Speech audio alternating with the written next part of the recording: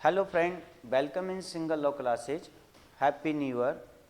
और आपको मकर संक्रांति और लोहड़ी की भी सिंगल लॉ क्लासेज की तरफ से बहुत बहुत शुभकामनाएं।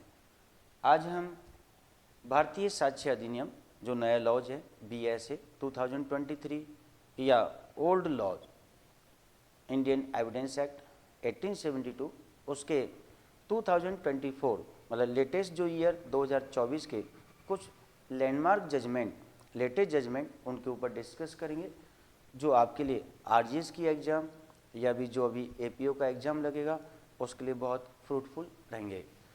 तो उसमें फर्स्ट केस हमारा है Nawas Maulana Nawas versus state of Kerala 2024, year 2024 का है। इसमें रेमिशंस के ऊपर बात की थी सुप्रीम कोर्ट ने कि अप्रोप्रिएट गवर्नमेंट किसी भी कन्विक्टेड पर्सन्स को रेमिट कर सकती है, उसके दंडादेश को, सेंटेंस को रेमिट कर सकती है। तो सुप्रीम कोर्ट ने इसमें ये बोला कि यदि किसी एक्यूज को मर्डर केस में कन्विक्ट किया गया तो और अप्रोप्रिएट गवर्नमेंट उसको रेमिट कर रही है तो किन किन फैक्टरों को उसको ध्यान में रखना चाहिए।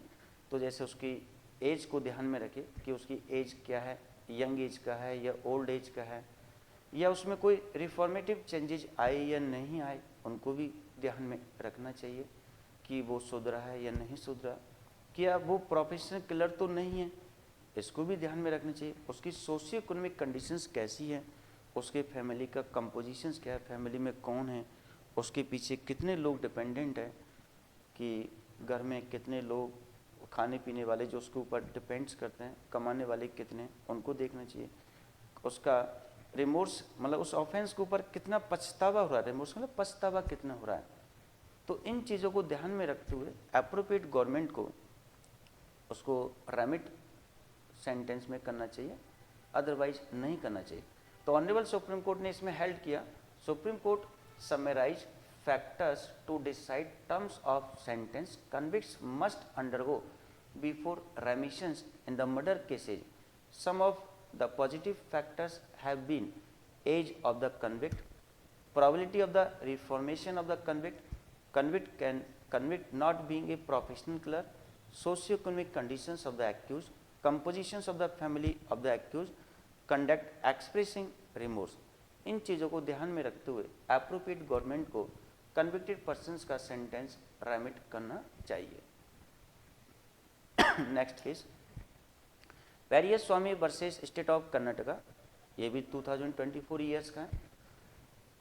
इसमें सुप्रीम कोर्ट ने क्या बोला, इसके ऊपर पहले थोड़ा नॉर्मल बातचीत कि हमारे विटनेस दो टाइप्स के हैं यहाँ पर, एक इंजर्ड विटनेस है और एक इंटेस्टेड विटनेस है। दो टाइप्स के, इंजर्ड विटनेस और इंटेस्टेड witness.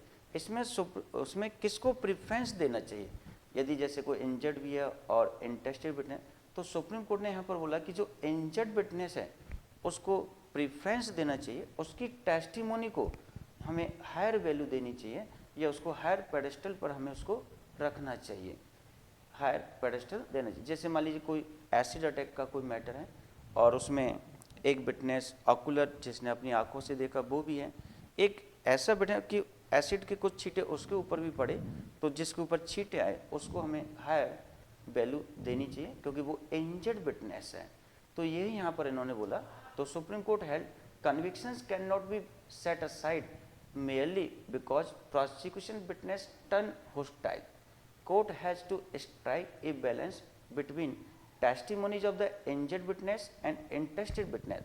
Evidence of an injured witness is considered to be on a higher pedestal, higher preference देना चाहिए, higher value than that of a witness who is the simpliciter मतलब normal witness, उसकी बजाय उसको हमें higher pedestal पर उसको रखना चाहिए। ये था इस केस में। नेक्स्ट केस रघुवीर साहरन वर्सेस डिस्ट्रिक्ट सहकारी कृषि ग्रामीण विकास बैंक। इसमें एक एविडेंस का एक बेसिक प्रिंसिपल था कि एक एविडेंस का पुराने वाले का 132, नए वाले का 137 सेक्शन है कि यदि किसी विटनेस से यदि कोई क्वेश्चंस पूछा जाता है तो वो उसका आंसर देगा, चाहे उसे क्रिमिनेट अपराध में ही क्यों न फंसाता, लेकिन उसको हमने कुछ प्रोटेक्शन दे रखे कि जैसे उसके खिलाफ हम उसको प्रोसिक्यूट नहीं करेंगे, उसको अरेस्ट नहीं करेंगे। लेकिन यहाँ पर यदि उस विटनेस के खिलाफ और यदि कोई अदर एविडेंस आता है तो जो उसने उस क्वेश्चंस का आंसर दिया उसके बेस पर हम उसको प्रोसिक्यूट कर सकते हैं। तो ऑनरेबल सुप्रीम कोर्ट में इसमें क्या हेल्ड किया, रघुवीर स्वामी के केस में supreme court held that a witness who gives an incriminating statement, incriminate उसको अपराध में फंसाने वाला, can not take a shield मतलब बचाव नहीं ले सकता under the provisions of the section 132, ये पुराने वाले लॉ का हो गया, नए वाले का 137 भारतीय साक्ष्य अधिनियम, टू क्लेम इम्यूनिटी मतलब वो इम्यूनिटी को क्लेम नहीं कर सकता from prosecution if there exist other substantial evidence और metal against him proving his prima facie involvement in the crime. यदि कोई अदर सब्सटेंशियल एविडेंस है तो हम उसको प्रोसिक्यूट कर सकते, उसको इम्यूनिटी ग्रांट नहीं की जाएगी।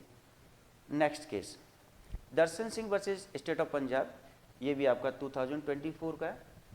यहाँ इलिटरेट विटनेस की बात की गई, इलिटरेट विटनेस कम पढ़ा लिखा है, तो यहाँ यदि मान ली उसके स्टेटमेंट में कोई वेरिएशंस आता है तो कोर्ट को उसको डिसरिगार्डेड नहीं करना चाहिए, क्योंकि वो इलिटरेट है, हो सकता है कि वो कम उसको मैटर को समझ पा रहा हो, कुछ ऐसा हो।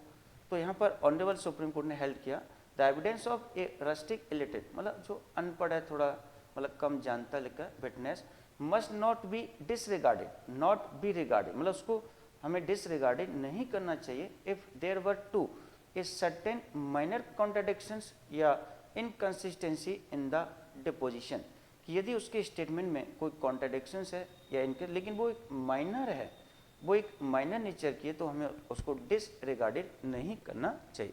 Okay, thank you.